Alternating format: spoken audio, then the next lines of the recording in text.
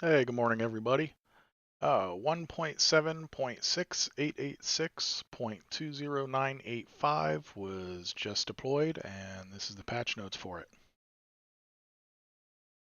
Um, these are a little bit out of order in regards to how relevant they are. So I'm going to start with probably the biggest one. Direct input plugin was updated to the new channel states type and added back in. So 1.7 now works with direct input devices again. The keyboard and mouse mappings now use the connectors. Previously, they were circumventing it and just mapping directly. This has now been fixed. A bug was found in the Deadzone connector. That's been corrected. I added a new connector, which is a rate limiter.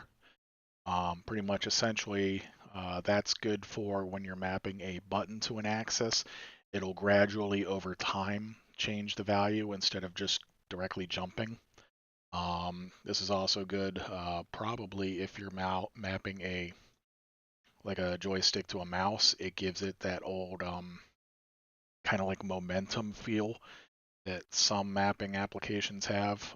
This allows you to add it in and set it to your own preference. Let's see. There was a behind the scenes bug in the channel mapper that's been corrected. You shouldn't really see any difference in that. Added support for state aware connectors. This will allow me to create connectors now where you can merge channel,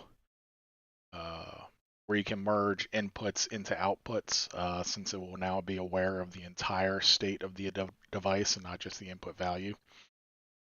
This shouldn't affect any current connectors. In fact, in my testing, it doesn't affect it. It just adds an additional type in for connectors that want to use it, so they can get a reference to the entire state.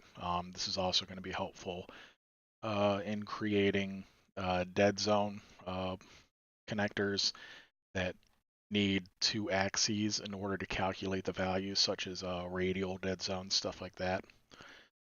Axial dead zones only need the one axis that it's mapped to.